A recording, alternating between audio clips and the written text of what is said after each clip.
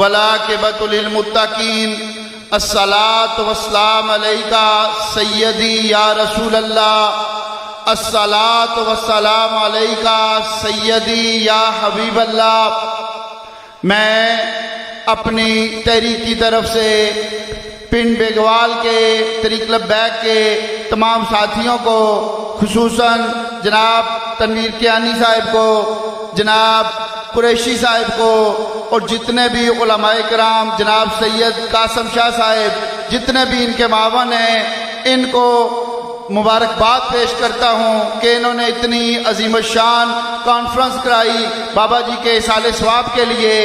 گزارش یہ ہے کہ حضرت صاحب نے آپ کے دلوں کو خوب گرمایا ہے، اس کے بعد بات کرنے کی اور کوئی گنجائش نہیں ہے۔ گزارش صرف یہی ہے کہ حضرت صاحب نے تقریر کی ہے اور بہت اچھی کی ہے، لیکن میرا قائد خادم رضوی اس نے تقریر بھی کی ہے اور ساتھ تقریر پہ پیرا بھی دیا ہے، تقریر بھی کی ہے اور ساتھ تقریر پہ پیرا بھی دیا ہے۔ اور دین کا منشا اور مقصد بھی یہی ہے کہ جو تقریر کرو، جو بات کرو، جب وقت آئے تو پیرا بھی دو۔ جن لوگوں نے بھی دین کا کام کیا ہے میں ان کو سلام عقیدت پیش کرتا ہوں۔ میرے مرشد حضرت اخندزادہ مبارک صاحب نے سنت کا حیا کیا، سلسلہ اللہ نقشبندیہ مجدیہ کا حیا کیا۔ حضرت علامہ مولانا الیاس قادری صاحب، انہوں نے سنت کا حیا کیا، دین کا کام کیا، میں ان کو سلام عقیدت پیش کرتا ہوں۔ لیکن اس دور میں میرے قائد نے اس سنت کو زندہ کیا جس سے علماء اور مشائخ منہ موڑے ہوئے تھے۔ وہ سنت امام حسین رضی اللہ تعالیٰ عنہ کی تھی، وہ سنت رائے عظیمت کی تھی۔ میرے قائد نے اس دور میں رائے عظیمت کا حیا کیا، وہ اس دور میں رائے عظیمت کا مجدد ہے۔ تقریر کرنا آسان ہے، باتیں کرنی آسان ہے، دین کے نام پہ کھانا آسان ہے، لیکن دین کے نام پہ پیرا دینا یہ اس دور میں صرف خادم رضوی کا کام ہے۔ دوستان محترم، ہم اس بات سے بالکل انکاری نہیں ہیں۔ میں نے خادم صاحب کے سامنے یہ بات کی کہ میں جناب کا مرید نہیں ہوں، وہ بڑا اعلیٰ ظرف انسان تھے، ہمارا اس بات سے کوئی انکار نہیں ہے کہ ان سے پڑھے لکھے لوگ پاکستان اور دنیا میں موجود ہیں، ان سے زیادہ تقوی والے لوگ اس دنیا میں موجود ہیں، لیکن مالکوں نے اپنے ناموس اور اپنی ختم نبوت کے پیرے کے لیے خادم رضوی کا انتخاب کیا ہے۔ میں نے ان کے منہ پہ ساتھی بیٹھے ہیں برکوں میں یہ بات کی کہ میں جناب کا مرید نہیں ہوں، میں جناب کا شاگرد بھی نہیں ہوں، اور میرا جناب سے کوئی رشتہ داری اور برادری کا تعلق بھی نہیں ہے، لیکن خادم رضوی کا ادنا کارکن ہونے پہ فخر ہے۔ ہم خادم رضوی کے ایجنٹ ہیں، ہم خادم رضوی کے کارکن ہیں، ہم خادم رضوی کے غلام ہیں۔ لیکن کیوں غلام ہیں، کیوں ایجنٹ ہیں، کیوں خادم ہیں؟ اس لیے کہ خادم رضوی نے مکین گنبد خضرا سے وفا کی ہے اور وفاداری کا حق ادا کیا ہے۔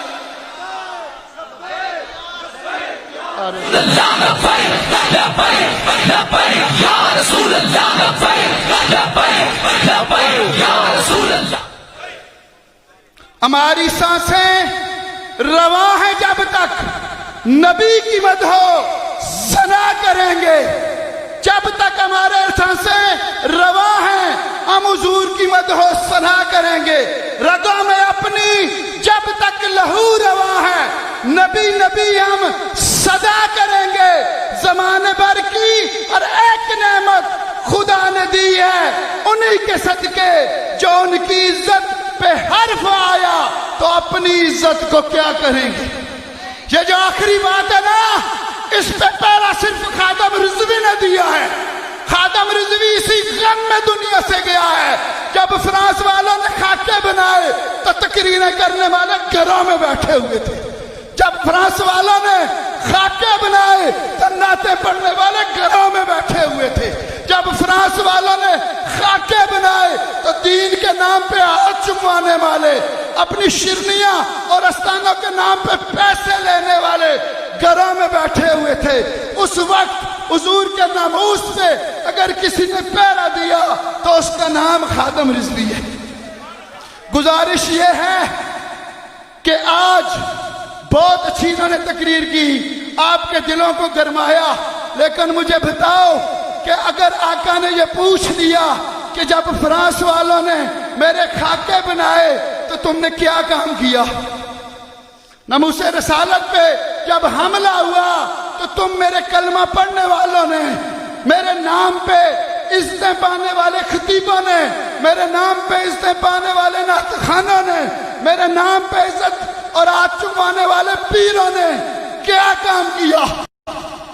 تو کیا جواب ہوگا ہمارے پاس؟ اتنا بھی نہ کر سکے۔ میرے قائد نے 2 مطالبے رکھے تھے۔ پہلی بات قائد نے یہ کی تھی کہ حق یہ بنتا ہے کہ فرانس سے اعلان جنگ کیا جائے۔ لبیک لبیک لبیک لبیک۔ ٹائم پہلی بات یہ ہے، اور یہ ایمان کا تقاضا ہے، لیکن یہ کسی کھلاڑی کے بس کی بات نہیں ہے، یہ دین کے نام پہ کھانے والوں کے بس کی بات نہیں ہے، یہ کسی صنعتکار اور کسی جاگیردار کے بس کی بات نہیں ہے۔ پھر میرے قائد نے کہا کہ یہ تمہارے بس کی بات نہیں ہے، ان کے سفیر کو ملک سے نکالو، ان کے سفیر کو ملک سے نکالو۔ خادم رضوی نے کیوں سفیر کو ملک بدل کرنے کا مطالبہ کیا؟ کیا خادم رضوی کی فرانس سے کوئی ذاتی دشمنی ہے؟ کیا ان کے سفیر سے خادم رضوی کی کوئی ذاتی دشمنی ہے؟ نہیں، خادم رضوی کی دشمنی ان سے اس لیے ہے کہ انہوں نے حضور کے خاکے بنائے ہیں، اور تحریک میں یہ پہلی مرتبہ ہوا ہے کہ پورا فرانس اس میں شریک ہے۔ ان کے صدر نے یہ کہا کہ سرکاری عمارتوں پر یہ خاکے لگا دو۔ میلاد منانے والوں، نعرے لگانے والوں، اب حضور کے ناموس پہ پہرا دینے کا وقت ہے، اب حضور کے نام پہ پہرا دینے کا وقت ہے۔ میں آپ کو یہ نہیں کہتا کہ گلیوں کے لیے نکلو، روٹی کے لیے نکلو، مکان کے لیے نکلو، کھمبے کے لیے نکلو، گیس کے لیے نکلو۔ میرے قائد نے یہ پیغام دیا ہے کہ جب بھی نکلو حضور کے ناموس کے لیے نکلو، جب بھی نکلو ختم نبوت کے تحفظ کے لیے نکلو۔ تو گزارش یہ ہے کہ 16 فروری آخری دن ہے، 17 کو انشاءاللہ ہم میدان عمل میں کھڑے ہوں گے۔ یہ خادم رضوی کا مطالبہ کر کے خادم رضوی نے آپ سب کی لاج رکھ دی ہے، آپ سب کی لاج رکھ لی ہے، اور گزارش یہ ہے کہ اپنے ایمان کا ثبوت دینا ہے۔ نعرے تو آپ نے یہاں بہت مارے، سبحان اللہ تو آپ نے یہاں بہت کی، حضرت کو داد تو آپ نے یہاں بہت دی، لیکن اب جو تقریر ہوئی ہے نا، اب اس پہ پہرا دینے کا وقت ہے۔ اس سے دین کی اساس اور دین کی بنیاد حضور کی ختم نبوت اور ناموس رسالت ہے۔ اگر حضور کی ناموس کا دفاع نہیں کر سکو گے تو کس چیز کے مسلمان ہیں؟ اگر کسی بندے کے باپ کی معاشرے میں عزت نہ ہو تو اس کی کوئی عزت کرتا ہے؟ تو جن کے نبی کے انہوں نے خاکے بنا دیے، بھیک مانگنے سے، مذاکرات کرنے سے، ان کا ٹی سی کرنے سے عزت ہوگی ملک کی؟ نہیں، ہم اس ملک کے وفادار ہیں۔ اور تم نے دیکھ لیا، کسی نے کہا 2 کروڑ تھے، کسی نے کہا 2.25 کروڑ تھے، کسی نے کہا 2.25 کروڑ تھے۔ مینار پاکستان کا ایک پتا بھی نہیں ٹوٹا۔ اس سے بڑھ کر جو ایجنسیوں کے لوگ موجود ہیں، مجھے پتا ہے موجود ہیں، اس سے بڑھ کر ہماری پرامن ہونے کی اور محب وطن ہونے کی اور کوئی دلیل نہیں ہے۔ اور چند ہزار لوگ جو ایک چورن بنا ہوا ہے سب پارٹیوں کا، وہ مینار پاکستان میں گئے تو جنگلے ٹوٹے ہوئے تھے، کتنے لاکھوں کا نقصان کیا۔ گزارش یہ ہے کہ ملک کی بقا اسی میں ہے کہ حضور کے ناموس کا دفاع کیا جائے۔ اگر فرانس کے سفیر کو ملک سے بدر کرنے میں پورا عالم کفر ہم سے تعلق منقطع کرتا ہے تو ہم گھاس کھا لیں گے، لیکن حضور کے ناموس پہ حملہ کرنے والوں کے سفیر کو اس ملک میں نہیں رکھیں گے۔ اس کام پہ جب بھی میرے قائد کے جانشین، میرے قائد کے فرزند علامہ سعد حسین رضوی نے کال دی، انشاءاللہ ہم میدان عمل میں ہوں گے۔ اور آپ نے دیکھ دیا 8 جنازے ہم نے فیض آباد سے اٹھائے تھے، اور اس کے بعد دوسری دفعہ اس سے 4 گنا لوگ تھے جو وہاں گئے تھے. ان کو یہ پتا تھا کہ پچھلی دفعہ گولی چلی ہے، اس دفعہ بھی چل سکتی ہے. وہ اس بات سے بے خبر نہیں تھے. تم نے شل برسائے ان پہ، تم نے راستے روکے، لیکن لوگ تم سے نہ رکے. گزارش یہ ہے کہ حضور کے ان دیوانوں کے ساتھ، حضور کے ان پیراداروں کے ساتھ میدان عمل میں نہ آؤ. فرانس کے سفیر کو نکالو. اگر عالم کفر تعلق منقطع کرتا ہے تو ہم اس کے لیے حاضر ہیں. ہم گھاس کھا لیں گے، تم سے گلہ نہیں کریں گے. ہم تنگ ہیں. بڑی ذمہ داری سے یہ بات کر رہا ہوں، بڑی ذمہ داری سے یہ بات کر رہا ہوں. جتنی بھی مشکلات آئیں ہم فرنٹ لائن میں ہو کے جی لیں گے، لیکن ہمیں فرانس کا سفیر اس ملک میں برداشت نہیں. آپ لوگوں سے بھی یہ گزارش ہے کہ حضور شفاعت کریں گے اور امتی کی شفاعت کریں گے، لیکن اگر آقا نے پوچھ لیا کہ میرے نام پہ کوئی ووٹ لینے تم سے آیا تھا تو تم کسی کھلاڑی کے ساتھ کھڑے ہو گئے تھے، تم کسی شیر کے ساتھ کھڑے ہو گئے تھے، تم کسی جاگیردار کے ساتھ کھڑے ہو گئے تھے، تو جواب آپ نہیں دینا ہے. ہم گلی اور نالی ہم تھوکتے بھی نہیں ہیں ان چیزوں پہ. ہم میدان عمل میں اس لیے آئے ہیں، اور اگر پھر کوئی ووٹ دینے کے لیے آئے تو اس سے ایک سوال ضرور پوچھنا کہ فرانس والوں نے حضور کے ناموس پہ حملہ کیا، تم نے اسمبلی میں ایک لفظ کہا؟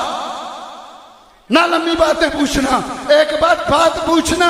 یہ گلیاں، یہ نالیاں، یہ سڑکیں، یہ کھمبے ہمارے ٹیکس کے پیسوں سے بنے ہیں، کسی کے باپ کے پیسے نہیں ہیں. جو بھی حکومت آتی ہے، نون میم شام کاف جو بھی ہے، ہر بجٹ میں اس کے لیے پیسے رکھے جاتے ہیں.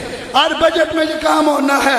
سوال یہ کرنا ہے کہ جب حضور کے ناموس پہ حملہ ہوا، تم نے کوئی بات اسمبلی میں کی؟ تم نے کوئی بیان ان کے خلاف دیا؟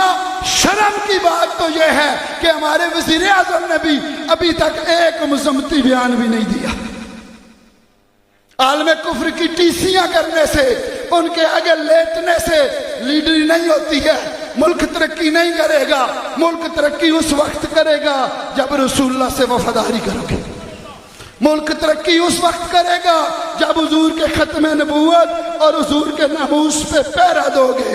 تو گزارش یہی ہے کہ خادم رضوی کے لیے نہیں، اور واللہ میرے قائد نے ساری زندگی یہ میسج، میرے قائد نے کبھی شخصیت پرستی نہیں کی. اور یار اس سے بڑا حضور کا عاشق کون ہوگا کہ پورا عالم کفر جس بندے کے نام سے لرز رہا ہے، جب اس کے نام کا نعرہ لگایا گیا تو اس نے کہا نہیں نہیں، نعرہ تو مالکوں کا ہوتا ہے، کتوں کا کون سا نعرہ ہے؟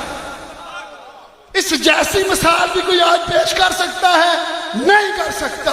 یہ پورے پاکستان کے لیے اعزاز ہے، صرف طریق لبیک خادم صاحب کے بیٹوں یا کسی اور کے لیے نہیں، پورے پاکستان کے لیے اعزاز ہے کہ شیخ عبد القادر جیلانی کے جانشین آج کوئی صرف سلسلہ علیہ قادریہ میں بیعت ہو جائے تو کہتا ہے مجھے بڑی عظمت ملی ہے.